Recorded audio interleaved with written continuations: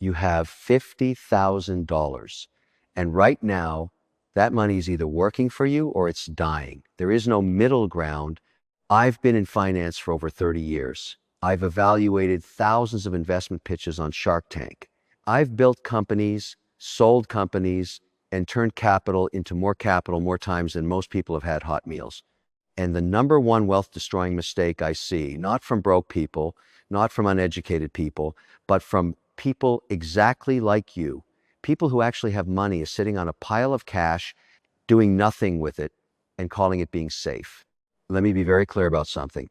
There is nothing safe about watching inflation eat your capital alive. You know what your $50,000 is worth today compared to 10 years ago? Less, significantly less. The dollar you saved in 2015 buys you about 74 cents worth of goods today. That means your $50,000 sitting in a savings account earning 1% has lost the equivalent of $13,000 in real purchasing power over the last decade. You didn't lose money on paper, you lost it in reality, quietly, slowly, while you were busy feeling responsible for not gambling it on something risky. That is the trap. And today, we are blowing it up.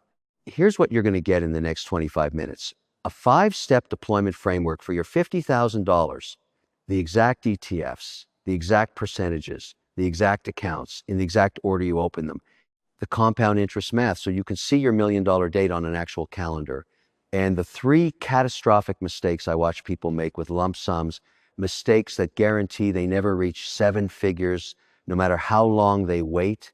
But before I give you the plan, I need to address the thing that's been keeping your $50,000 hostage. Because if we don't kill this first, nothing else I say will matter. And I'm going to tell you something that most finance channels don't have the guts to say. Waiting is not a strategy. Waiting is a decision. And right now, that decision is costing you money every single day. There's a study from Vanguard, one of the most respected investment research organizations on the planet, that analyzed lump sum investing versus waiting and dollar cost averaging over rolling 12-month periods going back decades. You know what they found? 68% of the time, investing your full amount immediately outperformed waiting and spreading it out. 68%. That means the safe approach of waiting for the perfect moment. The strategy most people with $50,000 are currently using is the losing strategy more often than not. Now, does that mean you dump everything in tomorrow with zero plan? Absolutely not. That's not what I'm saying. What I'm saying is that paralysis dressed up as caution is still paralysis. And what I'm giving you today is the plan that eliminates the excuse for waiting. Here's how this works. 5 steps in order, non-negotiable. Step 1, we audit your debt situation and eliminate any financial parasites before we invest a single dollar. Step 2, we build what I call the tax fortress, because paying taxes on your investment gains is largely optional, and most people don't know that. Step 3, we deploy your core capital into a specific 4-position portfolio with exact tickers and exact percentages. Step 4, we automate the entire machine so your own psychology can't sabotage it. And step 5, we build a scaling playbook so every future dollar you earn accelerates the journey to 1 million. By the end of this video, you will have a deployment plan you can execute this week. Not this year, this week. Let's get into it. Step 1, the debt audit. Before you invest a single dollar of your $50,000, I need you to do something that feels counterintuitive. I need you to look at your debt, all of it, and I need you to be honest about the interest rates attached to each one. Here's the rule. It's simple, and I don't make exceptions to it. If you are carrying debt with an interest rate above 7%, that debt gets paid before you put 1 cent into the market. Not because I'm being conservative, because the math demands it. Think about it this way. If you invest $50,000 in the market, you're targeting an average annual return of roughly 10% based on the S&P 500's historical average going back nearly a century. That's your upside. That's the best case long-term projection using the most reliable data set we have. Now, if you have $10,000 in credit card debt at 24% interest, that debt is costing you $2,400 a year, guaranteed, not projected. not historical average. Guaranteed every single year until it's gone. There is no investment on earth that gives you a risk-free 24% return, not one, which means paying off that credit card is literally the highest return investment available to you right now, and most people skip it because it doesn't feel exciting. Exciting is expensive. Here's how you run the audit. Write down every debt you carry, the balance, the interest rate, and the minimum monthly payment. Then sort them by interest rate from highest to lowest. Anything above 7% gone. You take that money from your $50,000, you eliminate those debts first, and what remains is your real investable capital. Now, some of you are already raising your hand. Kevin, what about my mortgage? Listen carefully. A mortgage at 3.5% is not the enemy. A mortgage at 3.5% is cheap capital. The historical market return is 10%. 3.5 subtracted from 10 is 6.5%. That's your effective advantage for investing over paying down the mortgage early. I am not telling you to ignore your mortgage. I'm telling you that aggressively prepaying a low-rate mortgage at the expense of investing is mathematically leaving money on the table. The exception, if your mortgage rate is above 7%, and some of you locked in recently at rates approaching that level, we need to have a conversation about the math because the calculus changes. But Kevin, what about my emergency fund? Good question. Before we invest anything, you need 3 to 6 months of living expenses sitting in a high-yield savings account. Not a regular savings account paying 0.5%. A high-yield savings account, Marcus Ally SoFi, currently paying somewhere between 4 and 5%. That is not an investment. That is your financial foundation. It's the thing that prevents you from having to sell investments at the worst possible time because your car broke down or you lost a client. If you don't have that emergency fund, carve it out of the $50,000 first. I know that feels painful. It should, because it means you're going to invest less up front. But it also means you'll never be forced to liquidate your portfolio at a loss to cover an emergency. Discipline now protects the investment forever. Once the high interest debt is gone and the emergency fund is funded, everything remaining is your war chest. And now we go to work. Step 2, the tax fortress. This is the most important step in the entire framework, and I'm constantly amazed by how many people skip it entirely. They have money sitting in a regular brokerage account, a taxable account, paying capital gains taxes every single year, when they could have had those same investments growing completely tax-free. That is not bad luck. That is a structuring failure. And today we fix it. Let me start with the most powerful account in America, the Roth IRA. A Roth IRA is a retirement account where you contribute after-tax money, meaning you've already paid income tax on it, and from that point forward, every dollar of growth is completely tax-free. Not tax-deferred, tax-free. When you pull that money out in retirement, the government does not get a single penny. Not on the dividends, not on the capital gains, not on 30 years of compound growth, zero. In 2025, the contribution limit is $7,000 per year. If you're 50 or older, it's $8,000. That may sound small compared to your $50,000, and you're right, you can't dump the whole 50 in on day one. But here's what that account becomes over time. $7,000 per year for 30 years at a 10% average return. You want to know the number? $1,264,000, entirely tax-free. That's what consistent Roth IRA contributions do to a portfolio over a career. Now compare that to the same money in a taxable brokerage account. Same investments, same return, same 30 years. After you pay 15% long-term capital gains tax, and that assumes rates don't go up, which is its own bet, you're walking away with roughly $1,070,000. The Roth saved you almost $200,000 in taxes that you never have to pay. That's not a rounding error. That's a car. That's a college education. That's years of retirement income.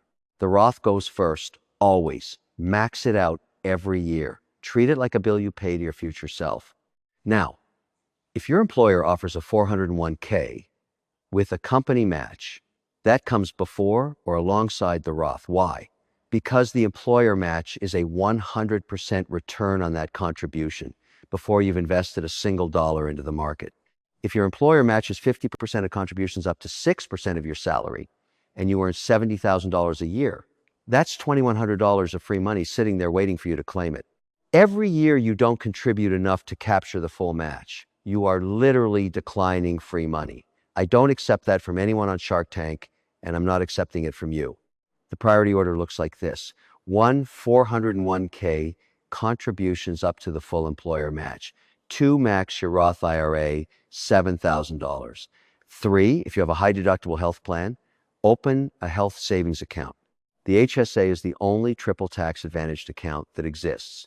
Contributions are tax deductible going in, growth is tax-free, and withdrawals for medical expenses are tax-free. In 2025, the individual limit is $4,300. It is the single most underutilized financial account in America, and most people don't even know it exists. After those 3 accounts are funded, you still have a significant portion of your $50,000 remaining. And that capital goes into a taxable brokerage account, but only after the tax advantage buckets are full. Now let's talk about where to actually open these accounts, because this is where the advice usually gets vague, and I'm not interested in vague. Fidelity. That's where I tell most people to start. 0 account minimums. Fractional share investing, meaning you can buy partial shares of stocks and ETFs with whatever amount you have. Excellent mobile app, strong customer service. If you've never opened a brokerage account before, Fidelity is the most frictionless path from 0 to invested. Vanguard is the gold standard for index fund investing. They literally invented the concept, but their interface is older and they have higher minimum investment thresholds on some funds. If you're a purist and you want to be associated with the institution that built index fund culture, Vanguard is a fine choice. Schwab sits in the middle. Good research tools, 0 minimums, solid platform.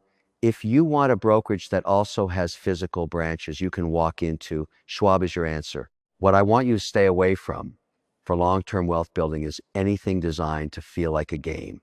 You know what I'm talking about? The confetti, the social features, the platforms that turned investing into entertainment. Long-term investing is not entertainment. It is a system. Systems don't need confetti. Here's the action step coming out of step 2. This week, not next month, this week, you go to fidelity.com and you open a Roth IRA.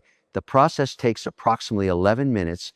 You'll provide your social security number, your bank account information for the initial transfer, and select a beneficiary. That's it. Once the account is open, you contribute $7,000 or whatever portion of your $50,000 you're allocating, and you invest it. Not just deposit it, invest it. Money sitting in a Roth IRA in a cash position is not a Roth IRA working for you. It's a savings account with a fancy name, which brings me to a question I'm going to answer in just a moment. The question of exactly what you invest that money in once the accounts are open. I'm going to give you the precise 4-position portfolio, the exact tickers, and the exact percentages I would use. But first I want to acknowledge something. If you've followed steps 1 and 2, you've already done more than 90% of Americans will ever do with a lump sum. Most people get $50,000 and buy a truck or a kitchen renovation, or they let it sit in a checking account for 18 months telling themselves they're about to make a move. You're not most people. You're still here. You're building the foundation correctly. And the foundation is what determines how tall the building can go. Take a moment right now and ask yourself, do you have a Roth IRA open? If the answer is no, that's your single action item from this video. Not the ETFs, not the portfolio, the account. Because you cannot invest in anything until the account exists, and the account costs you nothing to open. Drop a comment right now if you already have a Roth IRA open. Just say Roth open. I want to know how many of you are already ahead of the curve and how many of you are opening one for the first time today. Now, the tax fortress is built, your high interest debt is gone, your emergency fund is funded, you have real investable capital sitting in properly structured accounts, pointed at the market, ready to be deployed. This is where most finance videos stop. Invest in index funds, they say. Diversify. Thanks for nothing. I'm going to tell you exactly where that capital goes. The specific 4-position portfolio built around dividend income, broad market exposure, and controlled growth. The same framework I use when I think about deploying capital efficiently, the exact percentages, the exact reasoning, and the one slot I reserve for calculated speculation, because I'm not going to stand here and tell you that you can never make a targeted bet. I'm going to tell you how to make it without blowing up your foundation. That's coming in part 2. And I'm also going to show you the milestone calendar, the actual dates based on your starting capital and your monthly contribution. When you hit 100,000, 250,000, 500,000, and $1 million. Not projections, math, arithmetic you can put on your wall. Here's what you came for: the number, the math, the proof that this is real. $50,000 invested today in the portfolio I just described, with $500 added every single month at the market's historical average return of 10%. Year 10, you have $213,000. Year 15, $391,000. Year 20, you cross $1 million at $1 million, $24,318. That is not a dream. That is not a pitch. That is eighth grade arithmetic applied consistently over time. And here's the part that should make you angry if you wait just 2 years to start. That same $1 million date moves from year 20 to year 22. 2 years of your life gone. Not because you made a bad investment, because you waited. The market doesn't care about your hesitation. It just keeps compounding with you or without you. Now, let me leave you with the 3 things that will destroy this plan if you let them. First, checking your portfolio every day. I'm serious. Turn off the notifications. Delete the app from your home screen if you have to. The investor who checks their balance daily makes emotional decisions. The investor who automates and ignores makes generational wealth. Second, stopping contributions when the market drops. A market correction is not a catastrophe. It is a sale. When the S&P fell 34% in March 2020, the investors who kept buying turned that crash into the best trade of the decade. The ones who stopped, waited, and got back in at the top, they paid full price for recovery they didn't participate in. Third, and this is the one that kills more portfolios than anything else, abandoning the foundation to chase something exciting. Crypto, meme stocks, whatever the next thing is. I'm not saying never speculate. I'm saying speculate with your 10%, not with your future. The whole plan comes down to one sentence: put every dollar to work in the right order, in the right accounts, in the right assets, and then leave it alone. That's it. That is the entire philosophy. Not sexy, not complicated, extraordinarily effective. Your one action item today is not to memorize this video. It's to open fidelity.com, create a Roth IRA, and make the first contribution. 11 minutes. That single action separates the people who watch finance content from the people who actually build wealth. And look, I'm not your financial advisor. This isn't personalized advice, but the math doesn't lie. And the math says that $50,000 deployed correctly starting today becomes $1 million. You're not too late. You're not too inexperienced. You just needed the plan. Now you have it. Go execute.